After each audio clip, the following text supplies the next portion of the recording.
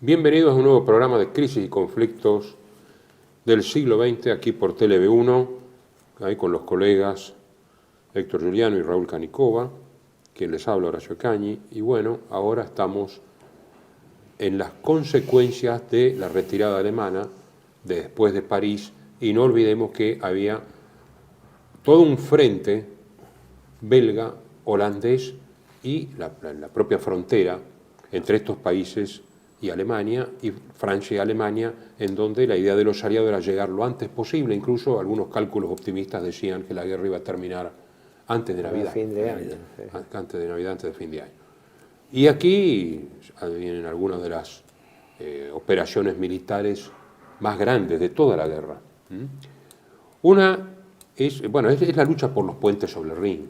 La idea, el Rin es un río muy ancho, es un río muy importante, y tomar los puentes era un objetivo estratégico fundamental. Y además que ahí estaba toda la línea de fortificaciones, el llamado Muro del Oeste o línea Sigfrido, apuntalada por el curso del Rin. Sí, conviene decir otra cosa sobre el Rin.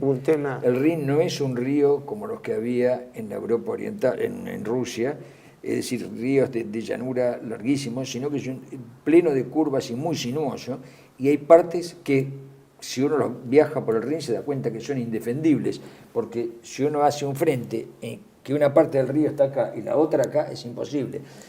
Sobre todo el tramo entre Koblenz y Bingen. Yo fui a la casa de Santa Hildegard de von Bingen y hice el viaje ese en barco, desde Koblenz a Bingen. Ese tramo, que es la línea Koblenz-Colonia, la costa del Rin es muy sinuosa, es prácticamente indefendible al borde del río. Otras partes no, pero esa parte, por eso precisamente el ataque por el norte. En ese sentido, Montgomery, yo creo modestamente, ¿no?, mirando el mapa y mirando, que Montgomery no estaba equivocado en cuanto al ataque del norte, porque el Rin presenta una forma más frontal de ataque. La otra parte... Pero en realidad el alto mando anglo-norteamericano contaba con esa restricción, porque pensaban que después de haber abrazado, digamos, como una franja, Francia, incluso la toma de París, que hemos hablado, todo eso, iban a estrellarse contra la zona más fortificada y más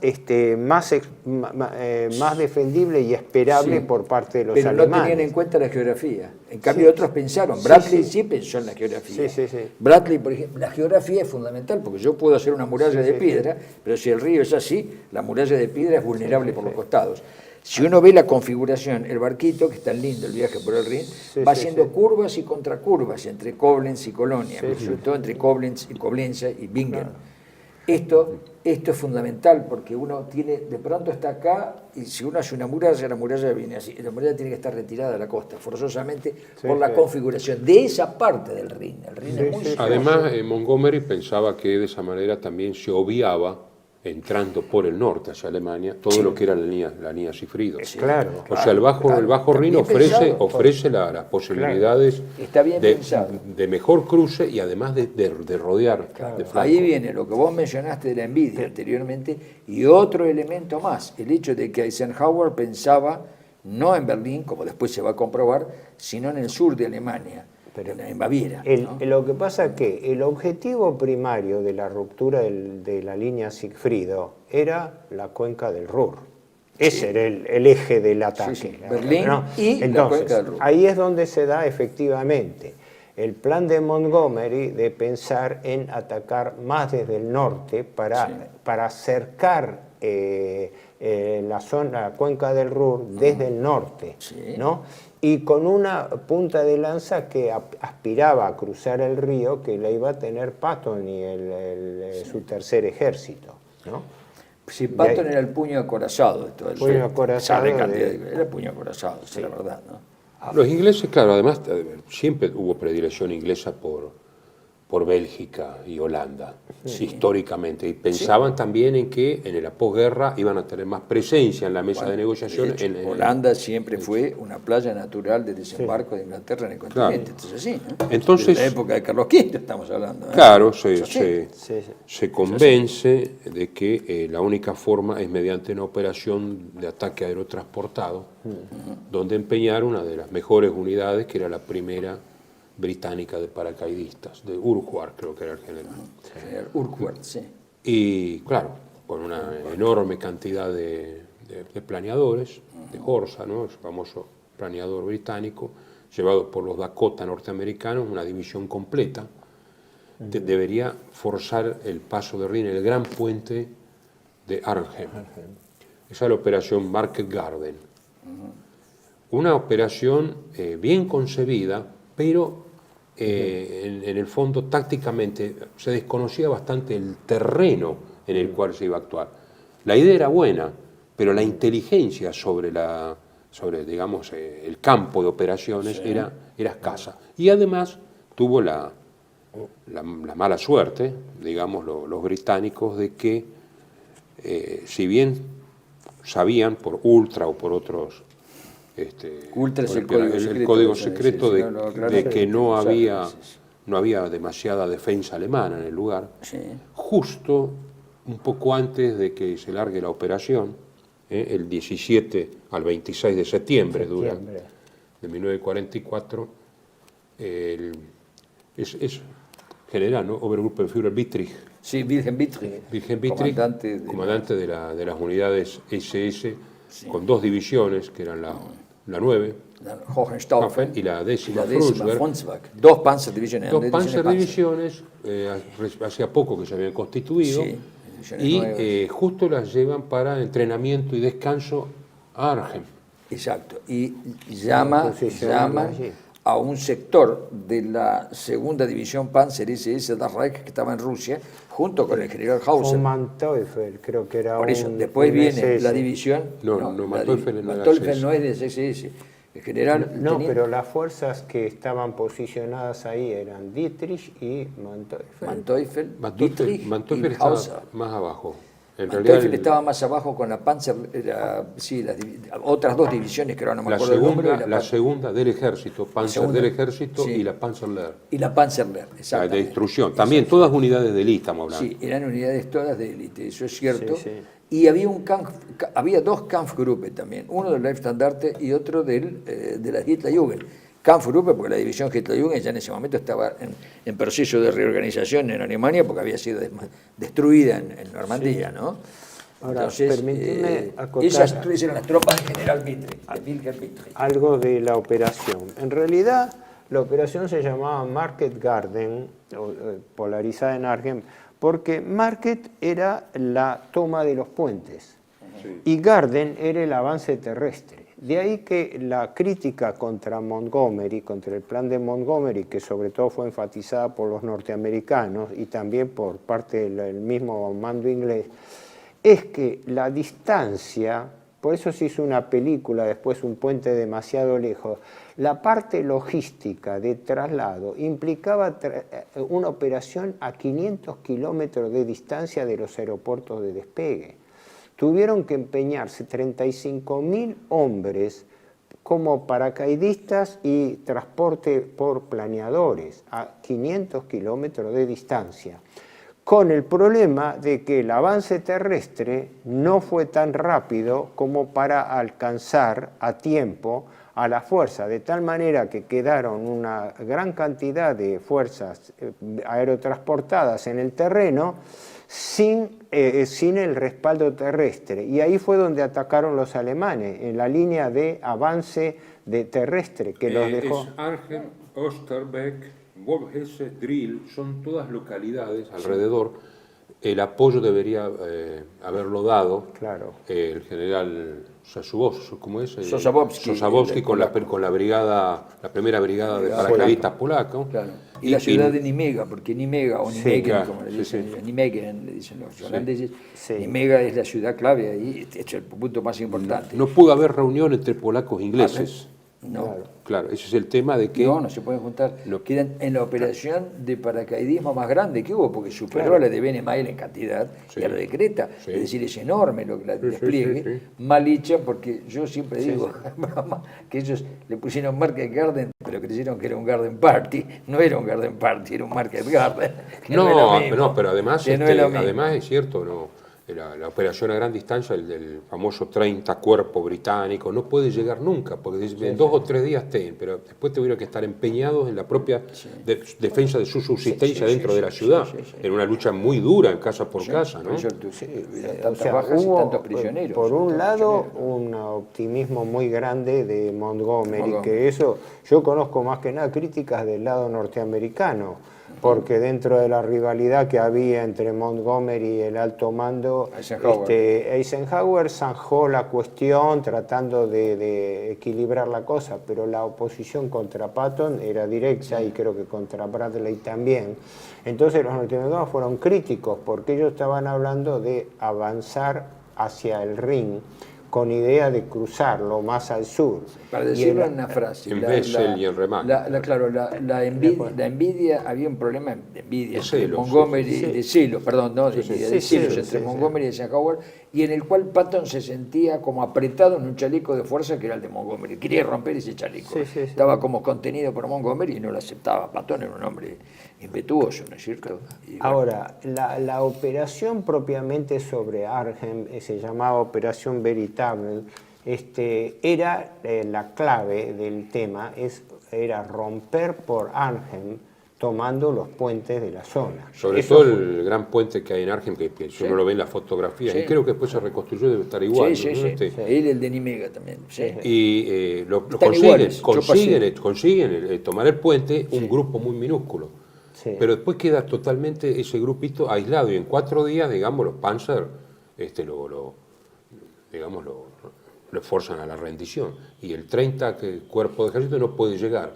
Es decir, los tiempos no se dieron por ese famoso un puente demasiado lejos, es decir, demasiado lejos para la logística, demasiado lejos para los operaciones. La clave fue el desfase de las fuerzas terrestres para llegar a tiempo para empalmar. Es decir, pensaban que la ruptura para llegar a la zona de Arnhem iba a ser, y fueron atacadas lateralmente por los alemanes que le cortaron la línea de avance. Claro, una vez que digamos, liquidan al grupo del puente, el resto de la división queda cercado en el norte de la ciudad. Claro. Y el cuerpo polaco no llega, y el 30 cuerpo de ejército británico tampoco, y no pueden ser abastecidos, porque además la línea es muy confusa. ¿Dónde arrojar la...?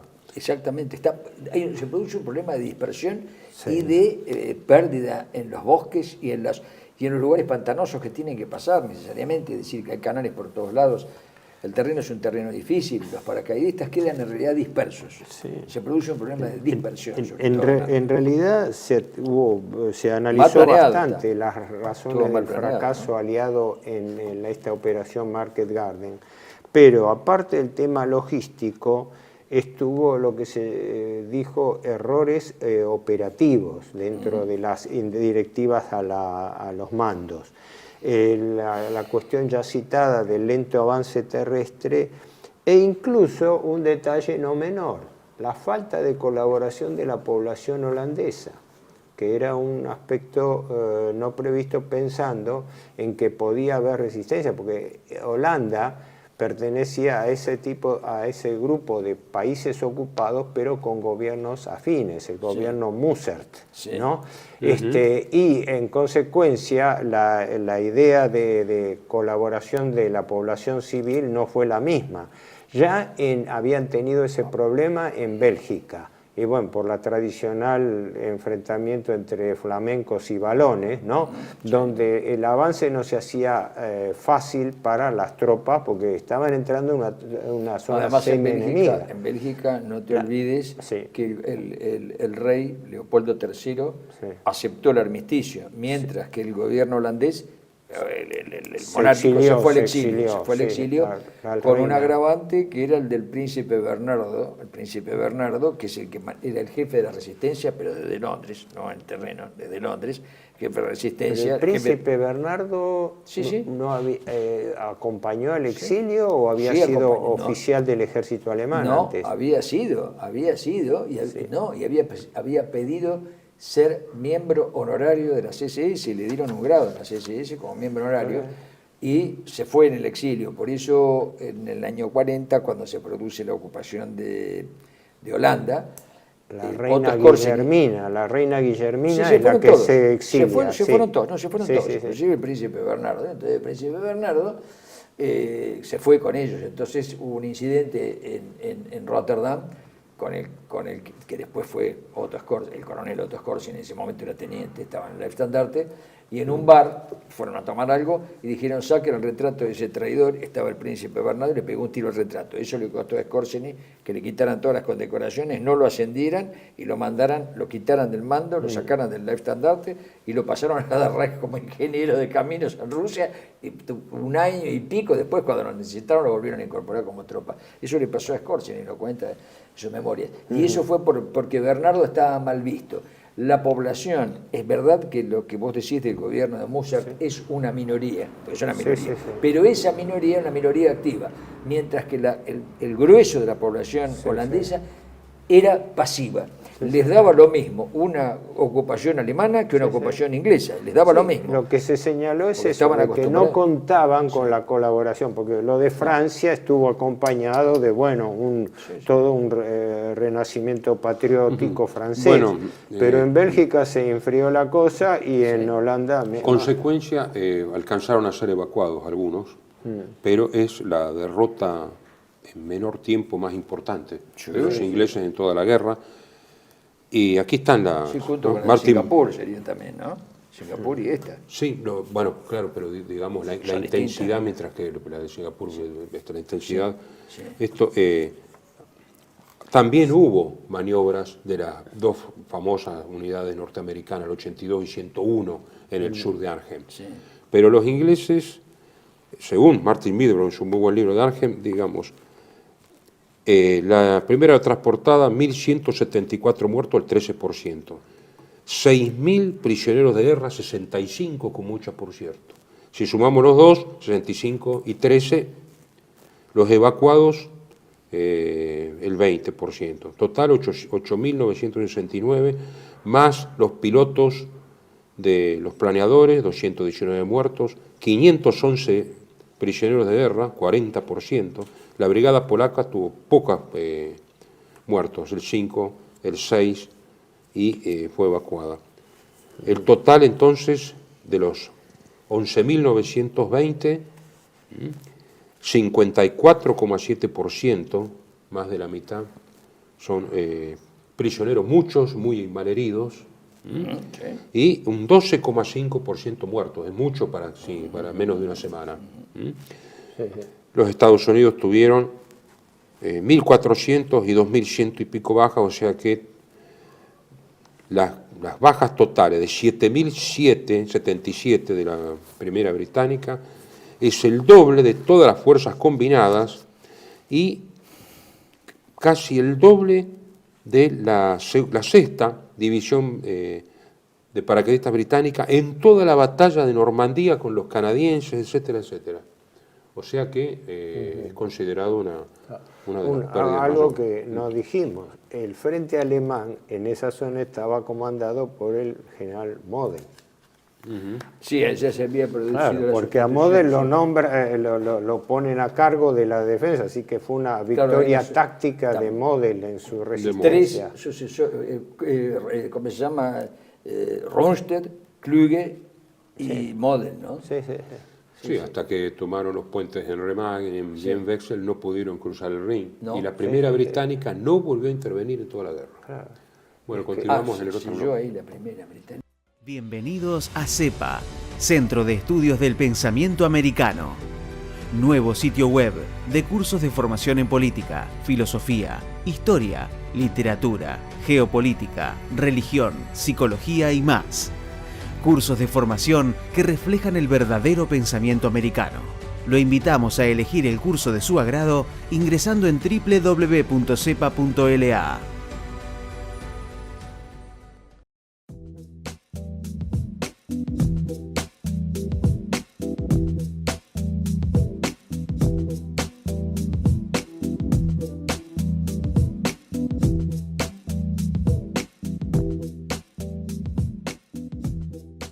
Decir siempre la verdad primero tiene un precio. Dependemos de tu ayuda.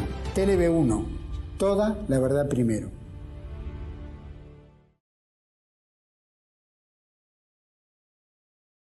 Bueno, continuamos entonces, en este caso, con una maniobra impensada por los aliados, que es la contraofensiva alemana en las Ardenas. Claro, ahí hubo un factor sorpresa que realmente es bastante infrecuente en la historia militar.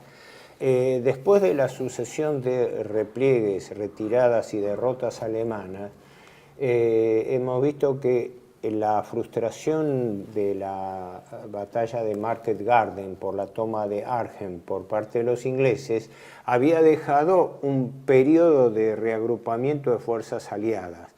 Pero los aliados nunca llegaron a imaginar que con el grado de deterioro de la situación alemana pudiesen ellos sufrir una ofensiva de tipo relámpago, de tipo Blitzkrieg, hacia fines del año 44, donde ellos estaban ya pensando en la fecha de llegada y captura de Berlín y caída del Estado alemán. Y esa es, digamos, la característica más notable. Una operación desarrollada en secreto, en donde Hitler intervino directamente con los mandos militares. En realidad la cabeza militar fue von Rundstedt, que era el comandante de fuerzas del oeste, y tuvo esta particularidad que por su carácter ultra secreto, ni siquiera parte de las mismas unidades y jefaturas estaban al tanto de la operación, porque se mantuvo un secreto tan estricto para no despertar, digamos, alertas aliadas, que toda la operación fue manejada en secreto, incluso con fuerzas especiales, porque de ahí estaba incluso las operaciones la operación Griff, a cargo de Otto Skorzeny, donde se constituyeron unidades alemanas que hablaban inglés, y después la operación Wolfhasse, no sé cómo... Bodenschaft, la de la aviación. Bodenschaft no. La operación Greif fue la selección de alemanes de habla inglesa, sí, sobre para todo hacerse pasar. Que habían vivido en Estados Unidos, sabían o habían vivido. Y la otra operación era Bachrum, que era la infiltración con uniformes norteamericanos, que después tuvo una desgraciada fortuna para los alemanes capturados, porque eran fusilados bajo el cargo de ser espías, porque al ser capturados con uniforme extranjero eran infiltrados.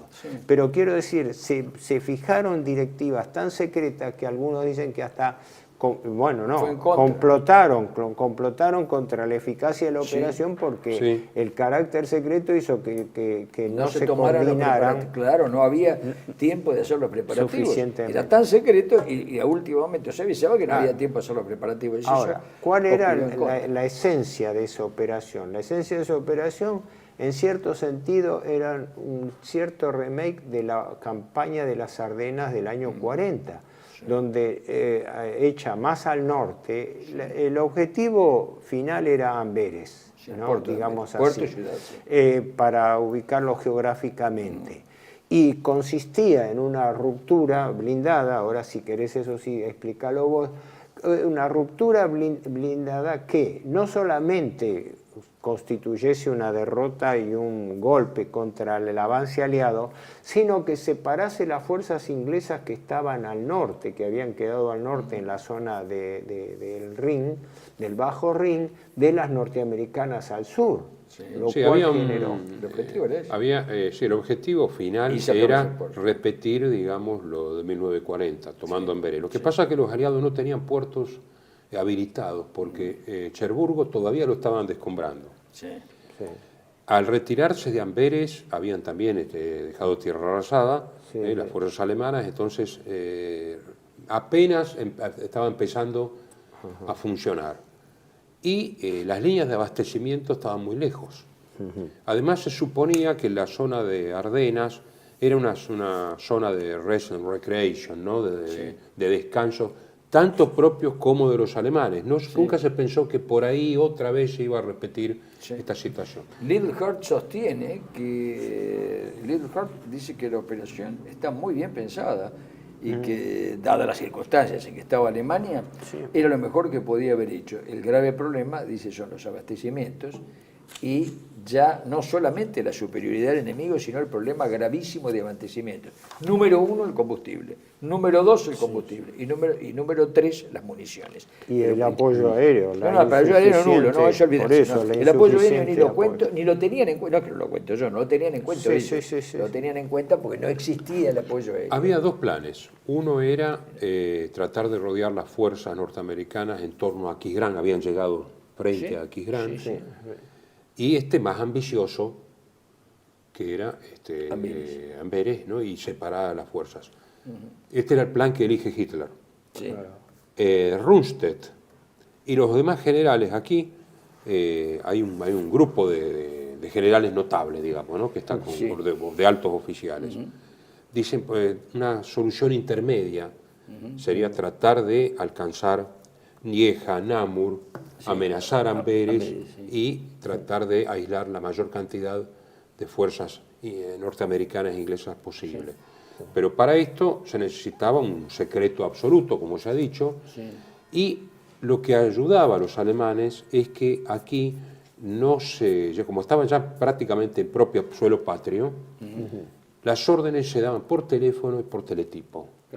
Entonces, Ultra sabía muy poco de esto. Si bien la inteligencia del tercer... Ultra, volvemos a repetir, es el código secreto alemán, porque si no... No, Enigma es el código secreto. Ultra es el decodificador, que había sido muy importante previamente, pero que ahora servía de poco. Si bien el tercer ejército de Patton, no me acuerdo quién era el general que estaba a cargo de inteligencia, sabía de que había mucha maniobra alemana en la zona y advierte, como hacía mal tiempo, no hubo reconocimiento aéreo. Además, los alemanes confiaban. Rundstedt le dijo, eso es factible si conseguimos en forma ideal 15 días con el cielo totalmente cubierto. Es muy difícil, pero dijo 15 días, yo le aseguro, Rundstedt dijo, solamente en esas condiciones, con las puntas de lanza puedo asegurar la llegada. No olvidemos esto, estamos hablando de mediados de diciembre del 44, y pleno invierno en Occidente, o sea, era imprevisible para los aliados pensar que Alemania estuviese en condiciones de largar una contraofensiva y que tuviese los elementos y las tropas adecuadas. De ahí el factor y el terreno, porque el terreno de las Ardenas es un terreno particularmente frío, como lo dice su canción, le llaman Westerwald los alemanes, y dicen que en el Westerwald siempre sopla el viento frío, ¿no? La canción dice eso, ¿no? Y evidentemente el viento helado, diría yo, en esa época, desde diciembre hasta los primeros días de marzo, es una zona muy dura, pues alto, y con enormes tormentas de nieve, que enfrentaron eso tuvieron que enfrentar. Y allí, bueno, después vamos a tener que hablar de qué fuerzas estaban allí, ¿no? La principal era el sexto ejército Panzerdivision de septiembre. Pero digamos, se necesitaba el secreto, la sorpresa, el mal tiempo, para que la aviación aliada no interviniera, y algo muy importante, tomar el combustible de los depósitos aliados. De los depósitos aliados, claro. Porque no había suficiente combustible, habría para un tercio de la ofensiva, todo lo demás se confiaba en golpes de mano. En golpes de mano, y eso es lo que la hizo fracasar. Se llama la operación por la salvación de la patria, Wagen Rhein, o sea, el centinela en el Rin, que es una vieja canción patriótica, ¿no? Exactamente. Claro, es decir, los aliados habían confiado ya muy lentamente, habían llegado a la zona, después de Normandía, cansados, y aquí hay una cantidad de ejércitos notables. Bueno, hay tres puntas de lanza. La del norte, con el sexto ejército Panzer SS, con las de Dietrich, con las divisiones Leibstandarte y Hitlerjugend como puntas de lanza. Exactamente, son las dos puntas de lanza. En el centro está Manteuffel, Hasso von Manteuffel, con sí. la segunda Panzer El del general ejército. Barón von Manteuffel. Del ejército, que es muy buena. Es más, la que más hizo es la segunda del ejército, Panzer, la que llega más lejos. Y la Panzerlehr, Era Panzerlehr, sí. que eran del ejército, la destrucción. Y en el sur es un general que se llama Brandenberger, Erich Brandenberger, que tiene el viejo séptimo ejército que ya venía peleando desde Normandía, ¿no es cierto? Que no tenía blindados. El objetivo era aferrar la mayor cantidad con la infantería de tropas posible en una maniobra más bien de distracción. Con un talón de Aquiles en las tropas era, no voy a negar que tenían un espíritu de combate muy bueno, pero eran no tenían la experiencia de guerra y tenían mucha edad o eran muy jovencitos. Me refiero a los Volksgrenadier, el Volkssturm, ¿no? O sea, las brigadas de asalto populares, así se llama. El Volkssturm, había dos regimientos, dos divisiones de Volksgrenadier de apoyo, pero las divisiones de granaderos, del Volkssturm, ¿no? De la milicia popular, tenían poca experiencia militar, como era lógico, y además extremos en edad, o eran muy jóvenes o eran muy viejos, había hasta hombres de 70 años. Había algunas otras cuestiones. Una era que la destrucción por la aviación del sistema ferroviario francés ahora conspiraba contra los aliados. Claro. Sí. Los puertos hechos escombros, el sistema ferroviario destruido por ellos mismos, digamos, para impedir maniobras alemanas, y el hecho de que, estando en su propia tierra, los alemanes se manejaban, digamos, directamente, telefónicamente, entre los distintos mandos. Pero además había, como siempre, una competencia, Bradley, Montgomery, Patton. ¿No? Esto es increíble, porque querían tener prioridad en suministro. Entonces Montgomery se apoyaba en Churchill. Churchill le hablaba a Eisenhower, y Eisenhower prefería a Bradley y Patton. Entonces la pelea por los suministros, por quién tenía suministro era feroz. Había un estado deliberativo continuo en el alto mando aliado, ¿no? Que ya venía de Falley, venía desde siempre. En realidad hay un libro de Irving, creo, sobre el debate, la guerra entre los generales. Ah, sí. Bueno, dentro de David Irving. ¿De la guerra de Hitler? No. Yo tengo la edición francesa, aparte. La guerra entre los generales. Y está el libro de Irving, La guerra de Hitler, está y está The Battle of the Generals de Blumenson también. O sea, pues, era demasiado evidente, ¿no? El primer ejército canadiense ya había combatido en el Escalda, en el estuario del Escalda, ¿no? Tomó la isla de Walcheren, ya es Alemania, Walcheren. Sí, ya es Alemania, sí. Bueno, perdón. Es frontera, en Holanda, frontera con Alemania. Walcheren es una región holandesa, pegada sobre... Y abrió el puerto de Amberes al tráfico, con lo cual algo alivia, pero en realidad, por lo que se necesitaba infinitamente más. Así que estuvo muy bien pensado. 18 divisiones de infantería y 12 blindadas emplean los alemanes. Ojo, blindadas de las SS y del ejército. Sí. El plan era reunir 13 de infantería, 2 de paracaidistas y 6 tipos Panzer de la reserva estratégica, pero en el frente oriental, después de Bagration, había una merma, digamos, de gente y de material tremendo. Eso los Permitime un detalle importante, claro.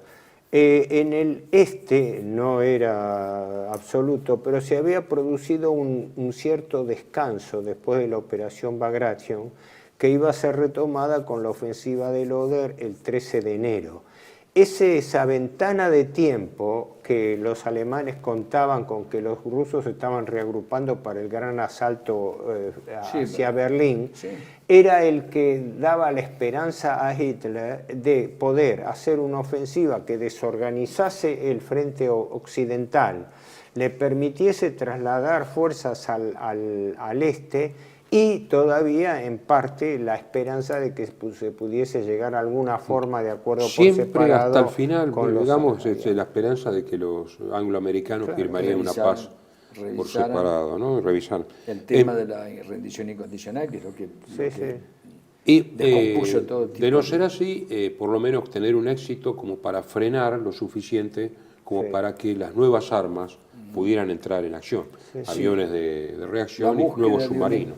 La búsqueda de un éxito militar tenía dos aspectos. Uno, el que llegaran las nuevas armas, y el otro en que se lograran mejores condiciones de negociación, porque estaba entendido ya, el mismo jefe, el mismo Estado Mayor alemán, el comando de la Wehrmacht y el mismo Hitler aceptaban que había que buscar alguna solución de ese tipo, y la estaban intentando por Suecia, con Rusia y con los aliados también. Es decir, había en Suiza, a través de Suiza con los aliados, eso lo estaban intentando con autorización de él, sabiendo que él era muy escéptico ese arreglo, porque sabía que lo de la rendición incondicional no se iba a mover. Él sabía que eso no se iba a mover, pero seguía, él personalmente era escéptico en eso, pero los otros tenían esperanza de que eso pudiera.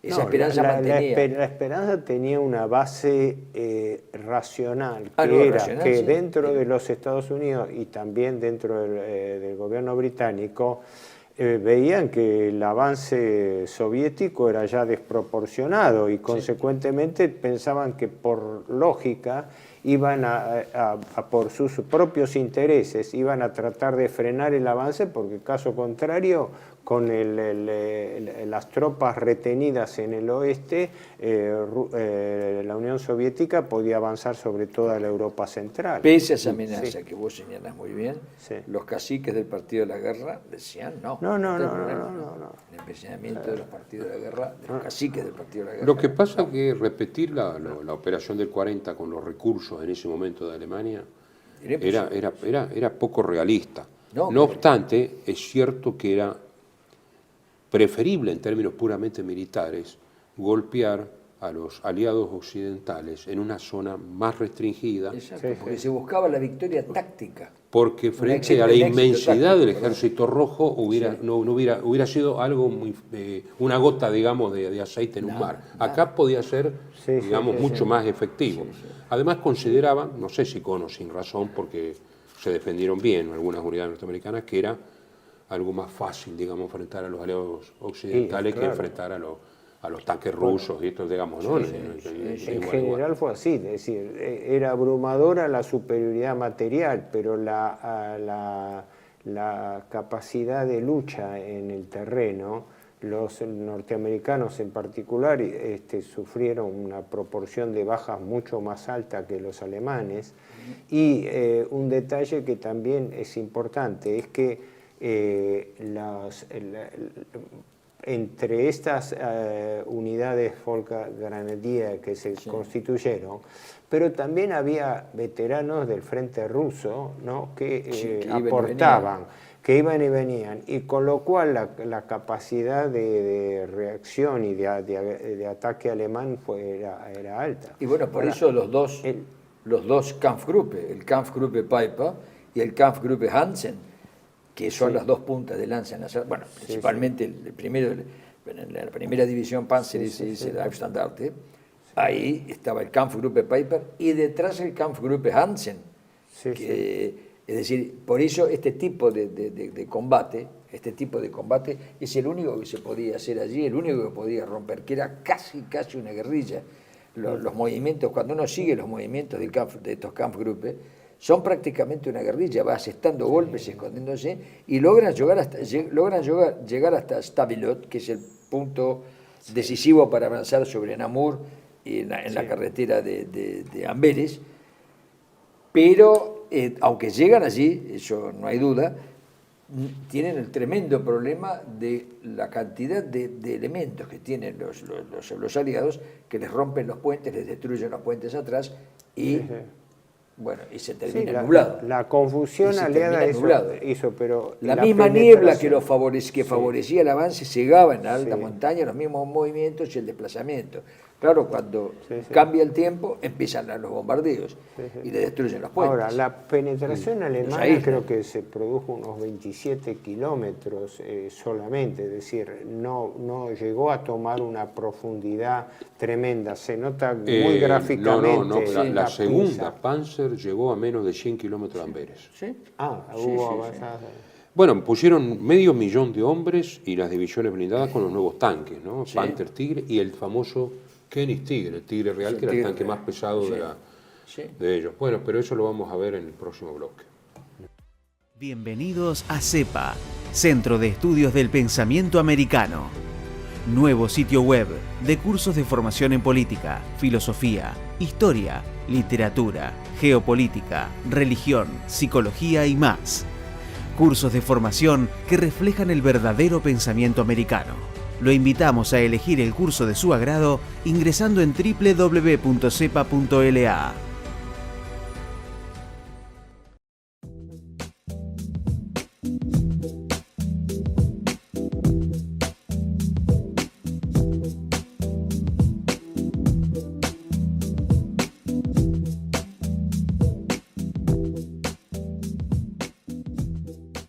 Decir siempre la verdad primero tiene un precio.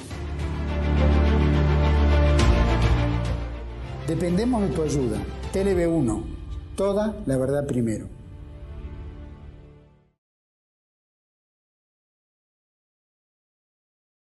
Bueno, estamos en el desarrollo de la contraofensiva de las Ardenas y claro, había que ahorrar combustible lo más posible y por eso las tropas alemanas iban en tren y en caballo para tener combustible para los tanques, pero reunieron esa enorme fuerza de blindados y de personal, pero retrasaron el comienzo de la ofensiva del 27 de noviembre al 16 de diciembre.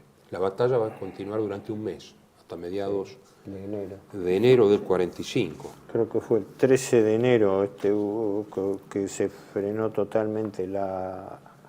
Sí, bueno, en Navidad se frena la ofensiva y después viene la batalla de contención. Lento, que llega hasta la segunda semana, casi la segunda semana. El ataque sorprendió totalmente a las fuerzas aliadas. Manteuffel, que fue, digamos, el del grupo centro, atacó a una de las divisiones norteamericanas. Era general de tropas acorazadas. Era uno de los dos más, junto con el general Conde von Strachwitz. En el primer día toman 7.000 prisioneros, ¿no? Fue un golpe muy, muy grande, ¿no? Lo que pasa que una es la nieve. Era tremendo avanzar si no era con los blindados.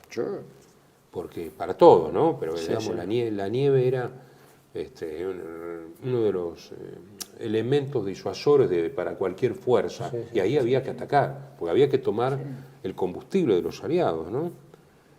Hitler se había trasladado, había tenido que abandonar la Bolschance antes de la ofensiva rusa, y se había trasladado a un castillo de Karnstein, creo que se llamaba, no, Kranzberg, el castillo donde estaba todo el OKB, el grupo del comando, estaba Hitler mismo, digamos, en la inmediata retaguardia, ¿no?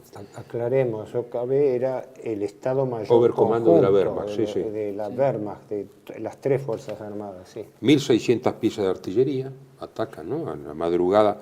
Piensen que a las 5:30 de diciembre debe ser de noche, muy de noche, con mucho frío, con ventisca.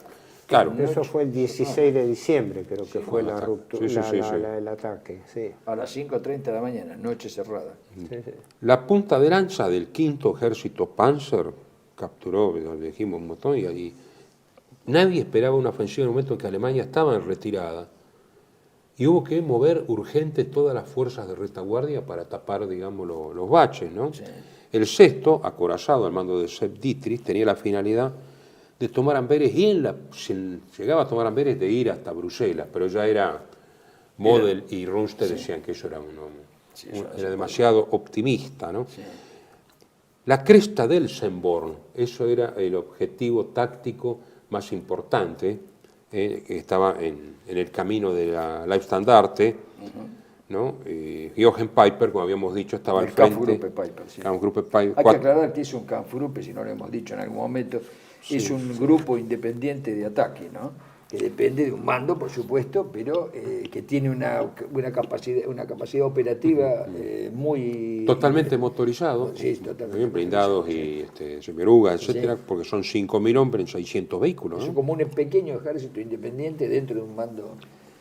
No esperaron que divisiones que no eran de élite de los norteamericanos, como la segunda y la 99 de infantería, se plantaran en el terreno. Claro, es fácil tener una defensiva en aldeas con nieve, incluso es famoso que se pidieron a las poblaciones civiles, por razón o por fuerza, las sábanas para meter la artillería antitanque y las ametralladoras, Sí, porque los alemanes iban vestidos, por primera vez, digamos, tenían el equipamiento completo, ¿no? Uniforme blanco. Sí, sí, sí. Blanco. Y esto crea un cuello de botella, estas defensas también tácticas norteamericanas, porque avanzan muchos blindados y no pueden pasar algunos sectores y hay embotellamiento, hay estrangulamiento. De montaña, no hay que olvidarse. Y tienen que llamar a la tercera de paracaidistas para que vaya limpiando las retaguardias, los Fallschirmjäger. Y el Kampfgruppe Peiper alcanza Buchholz el 17 de diciembre, captura ¿cómo se llama? El depósito de combustible. Sí. Luego Böllingen, el gran depósito de combustible. La Volksgrenadier entra a romper, pero no era de la misma calidad, digamos, esta gente. No, por eso, claro, sí. La 12, Panzer SS, toma el decisivo nudo de carreteras del Losheimbergraben, entre Rogerat y Krinkel. Estamos hablando todos localidades chicas, pero muy importantes, porque en esa zona, en esa época del año... Eso es un rompecabezas cuando miras el mapa o cuando lo visitas. El lugar es muy complejo cuando visitas. Desde ya todas en Bélgica, dentro de la zona de operaciones. Se alcanza Lieja y Spa, Sí. pero los norteamericanos liquidan ¿cómo se llama? Ya saben de que van por el combustible, entonces empiezan a volar el combustible o a derramarlo, ¿no? La 9ª División de Infantería inflige muchas bajas. La división se planteó, se plantó, y a pesar de perder el 20% de la fuerza efectiva, las pérdidas alemanas fueron mayores, ¿no? Es decir, esta acción de sacrificio de algunas unidades norteamericanas que además no tenían otra alternativa. Y está el Kampfgruppe Peiper, que más va al oeste. Peiper lo que quería hacer era tomar la mayor cantidad de localidades con depósitos de combustible posible, porque además eso se lo brindaba, digamos, después a la fuerza que iba detrás en avance, ¿no? Y tomaban y usaban y continuaban. E incluso perdió, por ejemplo, en Honsfield la oportunidad de poder cercar totalmente a la 99 y la segunda, porque la idea era tomar el combustible y continuar al oeste lo más posible. Pues el tiempo iba en contra, es más, iban retrasados. Lo que tenían que tomar en 2 días se Hay que aclarar 4. que este era un teniente coronel muy famoso, ¿no? Porque nosotros nombramos como personaje conocido el teniente coronel Joachim, llamado Jochen Peiper. Era un veterano, de todas las campañas, pero que se había fogueado en Rusia como uno de los más grandes taquistas en la Cruz de Caballero, un antígrado teniente coronel de las Waffen-SS, miembro del Leibstandarte de Fiesta, y de la Guardia, hasta había estado en la Guardia Personal y demás, y era famoso como conductor de tanques y de granaderos Panzer, o sea, los granaderos que acompañan a los taquistas. Como era un soldado excepcional, perdón, hablamos de uno, fachamos como el Barbieri, uno a la vuelta, Margarita. Entonces, es decir, ese tipo de soldados son los únicos que podían avanzar de esa manera. Y el segundo, el que venía en el otro Kampfgruppe, era un mayor, creo que era, ¿no? Hansen, el Kampfgruppe Hansen, con las mismas características que iba cubriendo la toma de estos combustibles, iba pasando la retaguardia, mucho más que rodear las tropas. Ese es el objetivo de estos Kampfgruppe. No, el tema es que tengo entendido que en el alto mando alemán, ya a los 3-4 días de iniciada la ofensiva, ya tuvieron un panorama de que los objetivos eran demasiado ambiciosos con respecto al cumplimiento y que había un escepticismo al respecto. Creo que uno de los que, si no recuerdo mal, lo plantea eso es Guderian, ¿no? Está bien que Guderian escribió después de la guerra tratando de salvar responsabilidades, ¿no? Porque él era jefe del comando de ejército en ese momento. Pero hablando de que se pecó, por un lado, del problema del secreto, y por otro lado del problema de optimismo de que iba a haber un golpe psicológico al mando aliado, porque en realidad el mando aliado hubo cosas hasta caricaturescas, ¿no? Porque con la penetración de soldados alemanes que hablaban inglés y usaban uniforme norteamericano, se creó una confusión tan grande que quedó una especie de bloqueo y Eisenhower tuvo que dar directivas tremendas de cuidados y contraseñas por el temor de la cantidad de soldados alemanes que estuviesen infiltrados, ¿no? Dice claro, que era, había que confundir las señales de caminos, había que hacer atentados. El tema fue que hasta los altos oficiales norteamericanos eran interrogados por la policía militar. ¿Cuántas novias había tenido Betty Grable? ¿Cuál fue la última ratón Mickey? Hay una cosa que solamente lo podían saber un norteamericano que escribía. Los que detuvieron, los alemanes que fueron detenidos con uniforme norteamericano y luego fusilados, primero por supuesto fueron interrogados y en el interrogatorio dijeron: nosotros hemos ya penetrado en todo el Estado Mayor y hemos llegado hasta el Estado Mayor en Reims, lo cual no era cierto, pero como era un proyecto, ellos lo dieron ya por hecho. Y eso es lo que provocó la confusión. Es decir, había un fantasma que estaba adentro, esa penetración. El objetivo era matar a Eisenhower, decían. Claro, entonces a Eisenhower le pusieron una guardia especial. Y eso dificultaba los movimientos de Eisenhower. Creo que se habló de un socias, es decir, un imitador de Eisenhower por el temor de que pudiese estar... El tema del fusilamiento, digamos, debajo del uniforme norteamericano tenía un uniforme alemán. Y eso siempre pasaban estos tipos de comandos, tanto de un lado como de otro, para en caso de que estuvieran rodeados o algo, se sacaban el uniforme y combatían como tropa. Lo que pasa que cuando los tomaban infraganti con el uniforme, no le iban a...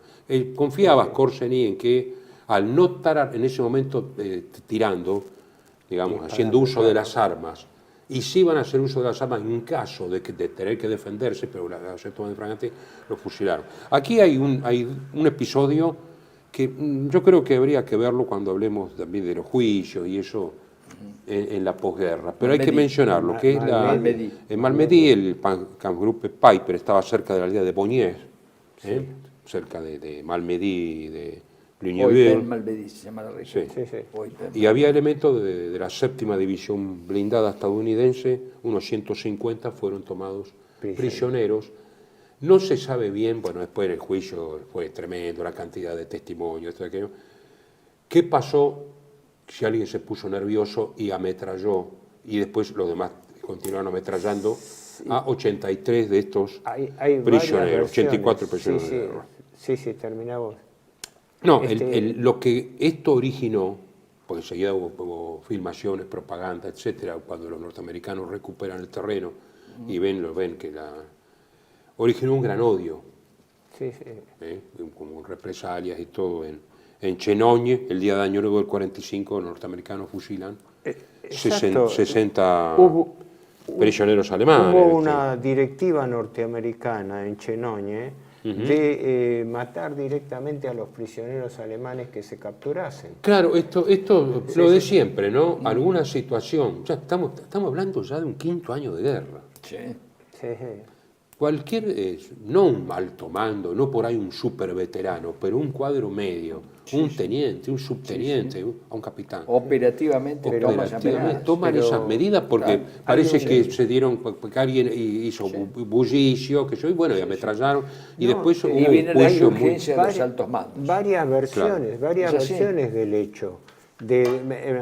Una fue que habría habido, esa fue la versión primaria, habría habido un intento de fuga de parte de esos prisioneros, lo cual dio lugar a una represión así indiscriminada. La última línea, algunos se fugaron, digamos, ¿no? Que fueron después testigos. Otra es la falta de custodia que tenían, porque eran comparativamente pocos hombres alemanes para controlar un centenar y pico, 150 norteamericanos.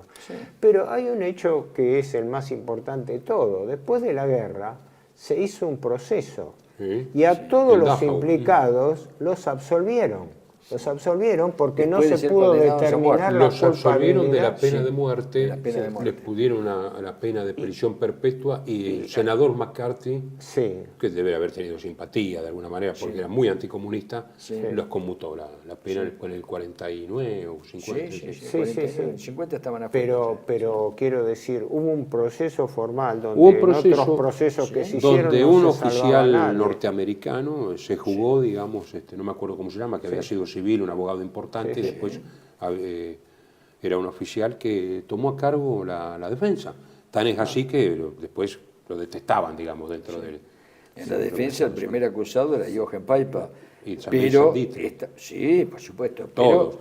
Pero cayó todo el Estado Mayor del Sexto Ejército Panzer SS completo, hasta los bajaron hasta los suboficiales. No, pero, cuando uno ve la sala del proceso es una manifestación. Lo que pasa es que lo notable fue que, pese a la propaganda que se hizo sobre la masacre de Malmedy, Sturmbannführer es... ¿Quién? Sturmbannführer Peschke es el que... Sturmbannführer es mayor. El que, digamos, la unidad que un mayor. que metralla un mayor. Sí. Pero el nombre está allí, yo me olvido, no me acuerdo el nombre. Ahora, Sturmbannführer de la SS, Werner Peschke, por razones Peschke. desconocidas abrió de Sí, fuego de Werner golpe. Peschke, sí, es el gran acusado de la... El Kampfgruppe Peiper llega a Stavelot el 18 de diciembre, 4 días después de lo que se pensaba que tenía que llegar, cuando en el 40 habían llegado de Eifel a Stavelot en 4 horas. ¿No? Está bien que la ofensiva de 40 no era en la nieve, no era otra cosa, con otros recursos, ¿no? Vos querías decir algo de Stavelot, ¿no? No era de Stavelot, sino de la situación de estos comandos, llamémosle comandos, porque en realidad actuaban como tales, que era lo único que se podía hacer, la única forma de actuar era esa, no había otra. Eran conscientes estos comandos, Peiper lo era, Hansen también, todos ellos eran conscientes de que más que lograr el objetivo de Amberes, que quizá era inalcanzable, era crear un precedente para lograr amortiguar la situación del frente político, logrando una victoria, aunque sea una victoria parcial, que creara una condición de renegociación. Eso, por supuesto, del bando aliado ni siquiera se tenía en cuenta, no se está señalando. Confusión. Crear un estado de confusión que permitiese algún tipo de negociación. Además, lo que fue inesperado fue que frente a Manteuffel se plantó la 101 División Aerotransportada Norteamericana, que la mandó urgente el general Gavin, que era especialista en fuerzas aerotransportadas, y la 82. John Gavin, ¿no? John Gavin, que tiene un libro, de Road to Berlin, y que combatieron muy bien en Bastogne, la ciudad de Bastogne. La fortificaron de tal modo que fue tremenda la batalla, no pudieron entrar. Hubo un cerco. Hubo un cerco y no se pudo entrar en la ciudad. No. Sí. Hasta que Patton le dice a Eisenhower ¿qué hago? Ya se había puesto en movimiento Patton con el tercer ejército. Claro, con esa fuerza del tercer ejército, que no estaba presente en ese momento en el campo de batalla, pudieron quebrar el cerco de Bastogne y a su vez perseguir a unidades alemanas que tuvieron que ir ya a la retirada con batallas de contención, porque el tiempo mejoró y empezaron, digamos, los ataques de los diablos. ¿Eso fue qué día? Por eso fue del 19-20 de diciembre en adelante. Por eso, la ofensiva empezó el 16 de diciembre. Hasta el 21, fue avance. Sí. 21 creo que... Después vino el parate. Unos pocos y días, para Reyes la retirada. Sí. La retirada, porque pero además una cosa importante, dentro de, como suboperación dentro de las Ardenas, hubo una operación aérea, la Bodenplatte. ¿Qué decir tonsura? O sea, cuando uno Bodenschaft, o raso al suelo. Bodenplatte. Bodenplatte, Bodenschaft. Pero no, a mí me sorprendió esto. Fue un ataque, probablemente el último que hizo la Luftwaffe en el frente del oeste en enero. 1000 aviones mandaron los alemanes. Claro, todo lo que tenían. En enero del 45. De ellos, pero varias escuadrillas de aviones de reacción. Destruyeron 450 aviones aliados, la mayoría en tierra. La mayoría los pescaron en tierra. ¿Y por qué sufren 240 derribos los alemanes? Porque era tal el secreto de la operación que la antiaérea alemana no sabía. Es cierto, hubo ese tipo de confusión. Tuvieron fuego propio. Más de la mitad de los aviones alemanes derribados fue por fuego amigo. No olvidemos que cuando la Luftwaffe ya estaba débil, y esto lo vamos a ver ya en capítulos posteriores, la artillería antiaérea mejoró su calidad enormemente, porque era la única forma de defensa del Reich. Hacían retículas de distintos calibres a distintas alturas, que había que pasar. ¿No? Así que se extingue el avance alemán, y vamos a decir una cosa que es muy importante, que es la opinión de Montgomery, esto vale la pena, ¿no? Montgomery dice, la verdad que los soldados norteamericanos, que fue un combate de Estados Unidos, Claro. de los aliados de Estados Unidos, celebra una rueda de prensa en Son Joven, coraje y buena cualidad de lucha de las tropas estadounidenses, dice, pero el trabajo en equipo gana las batallas y ganar batallas es lo que gana las guerras. Nuestro jefe de equipo es el general Ike, pero yo he empleado todo el poder disponible de los británicos, que lo puse en juego muy gradualmente, pero como un estallido. Las tropas británicas lucharon a ambos lados de los estadounidenses, habemos desviado, despedido y destrozado a los alemanes. La batalla ha sido lo más interesante, una de las batallas más interesantes y peliagudas que yo haya manejado nunca. No tuvo nada que ver. Bradley y Patton amenazaron con dimitir. Si no, se rectificaba Montgomery. Y Eisenhower lo tuvo que hacer rectificar. Después dijo, no tendría que haber hecho esa rueda de prensa jamás. Dice, los sentimientos contra mí por parte de los generales estadounidenses eran tan intensos que cualquier cosa que dirigía iba a estar mal. No tendría que haber dicho nada. Sí, claro. No, es increíble esto. Es increíble. Así que, ahora, resumiendo, balance por el asunto tiempo. La ofensiva de las Ardenas fue la última maniobra desesperada para contener lo que falta y que vamos a ver en el próximo programa. Ya el asalto a territorio alemán directamente, es decir, era de los dos lados. La última jugada